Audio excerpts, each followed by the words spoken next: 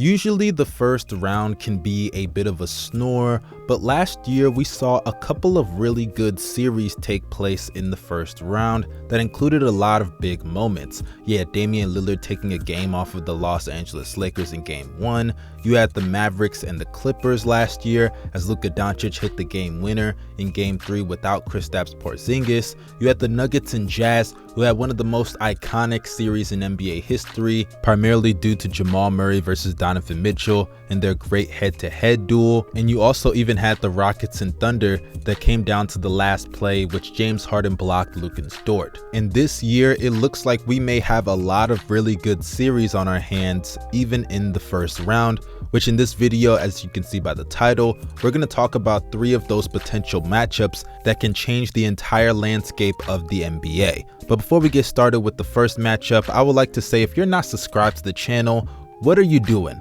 Hurry up and push that subscribe button and the bell for post notifications, as well as follow me on social media. Those links are down below in the description box. But without further ado, let's get started with the first matchup on our hands, and that is the Bucks versus the Miami Heat in the first round as a 3-6 matchup. Now, I know a lot of people may be saying, look, how is that even going to happen? The Heat are the 5th seed right now.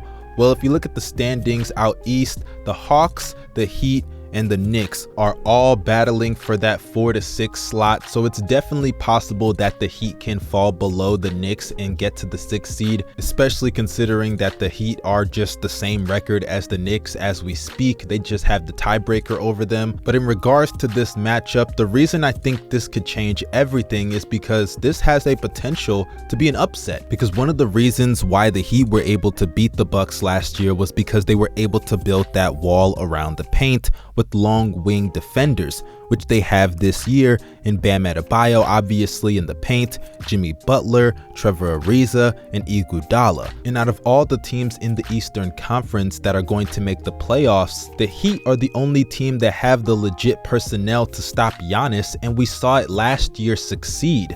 The only difference is that they don't have Jay Crowder, but don't forget they did draft Precious Achiuwa, who though is a rookie that doesn't get a lot of minutes. I could see him being a part of that wall, maybe not this year, but in years to come to guard Giannis. So I definitely think seeing this first round matchup could put the Bucks on upset alert, and if that were to happen again, it would only fuel Miami Heat fans to say, you should have just joined us this upcoming offseason instead of signing that max contract in Milwaukee. And who knows what Giannis' mindset is going to be heading into the future of that contract if he were to go out in back-to-back seasons against a lower-seeded Miami Heat team. But let's move on to the next matchup that we have. It is the Denver Nuggets versus the Dallas Mavericks as a 4-5 matchup. Now, if this were to happen, I could definitely see it going the distance of 7 games, because when you look at how they match up, there's nobody in the league that can guard Luka Doncic, and Kristaps Porzingis, if he is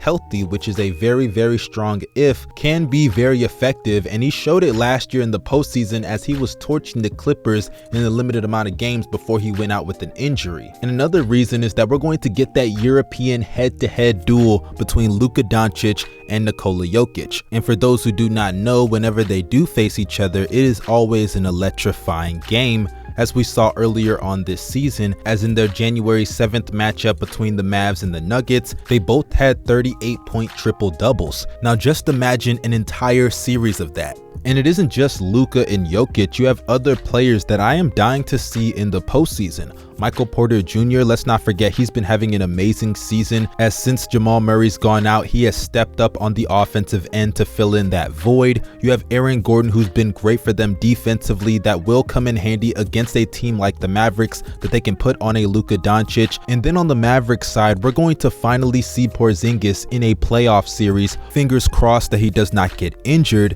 And I definitely think that's going to be an interesting thing to see, as last year he chopped up the Clippers in ways that they just did not have an answer for. Sure, you could say there's not going to be that much defense, but to be fair here, you still have players like Aaron Gordon, Josh Richardson, and Porzingis that can defend the rim as well. It's not like there's no defense whatsoever. It's just going to be more offense because these are offensively oriented teams. And imagine in the clutch, Luka and Jokic going back and forth. That sounds like it's going to be a match made in heaven. All we need for that to happen is for the Portland Trailblazers to lose their next 2 games. And if that happens, this series isn't just fantasy anymore. It will become a reality. But now let's move on to the final matchup, and that is the Clippers versus the Portland Trailblazers. Now, if you look on paper and how both of these teams have performed, obviously the Clippers are the favorites if they face the Blazers, who would be a 6th seed in this scenario for it to happen. But let's just be honest here. For starters, the Clippers are cursed. And secondly, they have Paul George. When you have both of those things against you, I definitely think it's possible for you to lose in any round. I don't care how good of a team you are, because when you're coming off of a postseason in which you shot Bob Cousy numbers against the Mavericks, being guarded by Seth Curry and Luka Doncic, that's unacceptable. And then we all know what happened in Game 7 against the Denver Nuggets, shooting 4 of 13 from the field and only knocking down 1 of your 3-point attempts throughout the entire game. And one of those misses include hitting the backboard. I think it's safe to say that I have to see PG perform well in the playoffs for me to believe that he can actually perform well in the playoffs. I'm not saying he has an entire history of choking every single year, but there's enough evidence to support that he is a playoff choker. And when you're going up against a team like the Portland Trailblazers that have Damian Lillard, that we've seen do crazy things in the first round to be specific, yeah, there's definitely a chance that we could see an utter collapse from the Los Angeles Clippers that only further validates Damian Lillard as one of the most clutch players in NBA history. I could easily see him having another great series and sending Paul George packing in the first round, just like what happened in 2019. And if that were to happen, which would be a nightmare scenario, I definitely think that Kawhi Leonard is out of there, because to lose in the first round to a 6-seeded team, I don't care how good the Clippers are, I don't care how good the city of LA is, and I don't care that that's his home. That's not what Kawhi Leonard signed up for. And if they were to go out in that fashion, even if it was a tight 7-game series that came down to a game winner, I'd still see Kawhi Leonard walking, because you're wasting your prime years. You've already spent 2 years without a championship or even a conference finals appearance. Meanwhile, your mates like LeBron and KD are more than likely going to meet in the finals. And as iconic as his run was in Toronto, LeBron and KD were not in the equation.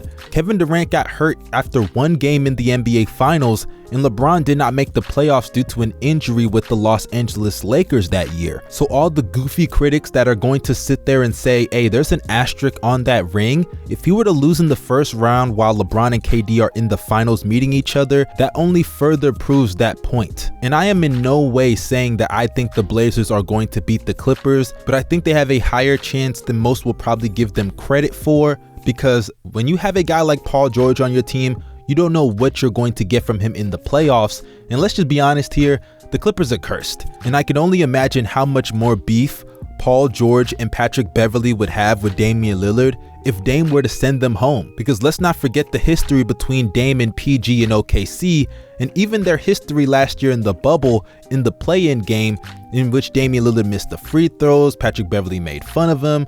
Yeah, man, I could only imagine what would happen between those three if Dame actually sent them home. But that concludes this video. If you guys have any other suggestions about some first round matchups that are going to be really good this year, drop them down below in the comment section and I will respond to as many comments as I possibly can. Don't forget to drop a like if you enjoyed this video, subscribe to the channel, and follow me on social media. Those links are down below in the description box. Y'all stay safe and have a great day. I'm out.